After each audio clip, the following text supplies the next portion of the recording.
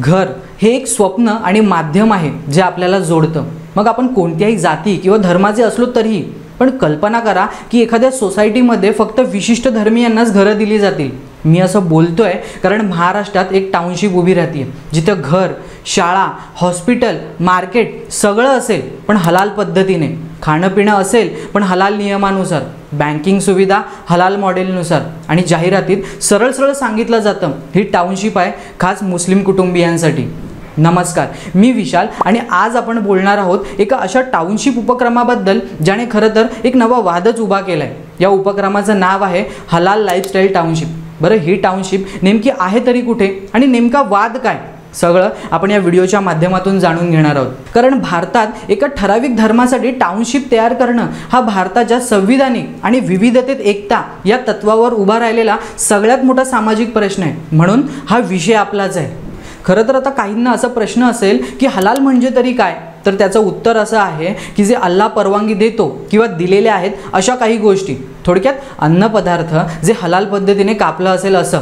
Banking सेक्टरचं म्हटलं तर व्याजाऐवजी नफा वाटला जातो। लाईफस्टाईलच्या बाबतीत हलाल कॉस्मेटिक्स ज्यात प्राणीजन्य पदार्थ नसतात, हलाल टुरिस्ट ज्यात अल्कोहोल, गॅम्बलिंग नसतं, सगळंच काही एका विशिष्ट धर्माच्या नुसारच। आता हे सांगायचं कारण काय, तर मुंबईपासून जवळपास 100 किलोमीटर अंतरावर कर्जत, नेरळमध्ये सुकून बिल्डर्स अँड डेव्हलपर्सचा एक प्रकल्प उभा राहतोय, हलाल टाउनशिप, जिथं फक्त मुस्लिम कुटुंबियांसाठी हलाल एन्व्हायरमेंटवर आधारित जीवनशैलीची टाउनशिप तयार केली जाते। आणि मुख्य म्हणजे या प्रकल्पाच्या जाहिरातीत सरळ सरळ सांगितलं जातं की इथे फक्त हलाल सर्टिफाईड फूड कोड असतील, हलाल हॉस्पिटल, हलाल बँकिंग।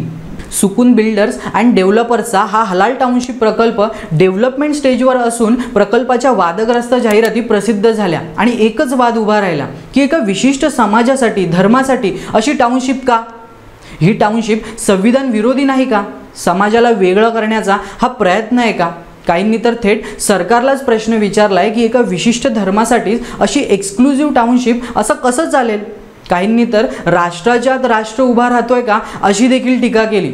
बरं, यापूर्वीही मुंबईमध्ये अनेकदा मराठी आणि गुजराती समाजाचा मांसाहार करणाऱ्यांना सोसायटीत घर नाही असा वाद आपण पाहिला आहेच, पण धार्मिक वादाचा मुद्दा असलेल्या हलाल टाउनशिपला सरकार कशी काय परवानगी देतो हा प्रश्न या निमित्ताने उभा राहतोय। पण काही मुस्लिम संघटनांनी या प्रकारात पुढे येत हा सगळा मार्केटिंगचा प्रकार म्हणत समर्थन दर्शवले। त्यांच्या म्हणण्यानुसार जसे सिनियर सिटीजन टाउनशिप असते किंवा मग IT प्रोफेशनसाठी जशी टाउनशिप असते हे अगदी तसंच आहे। तर विश्व हिंदू परिषदेने या सगळ्यावर आपली तिखट प्रतिक्रिया देत औरंगजेबाची मानसिकता पुन्हा जिवंत करण्याचा प्रयत्न असल्याचं म्हटलंय। पण पाहायला गेलं तर सिनियर सिटीजन किंवा IT प्रोफेशनलसाठी घरे देताना धार्मिक किंवा विशिष्ट धर्माचा टॅग वापरला जात नाही आणि या प्रकरणात नेमकं धर्माचा टॅग असल्याचं प्रकर्षाने जाणवलं आणि म्हणूनच वाद वाढत गेला। आणि या सगळ्या वादाचा भर पाहता NHRC म्हणजे नॅशनल ह्युमन राईट कमिशनने थेट सरकारला नोटीस बजावली की अशा हलाल टाउनशिपच्या वादग्रस्त प्रकल्पामुळे संविधानातले समानतेचे हक्क मोडले जात आहेत का?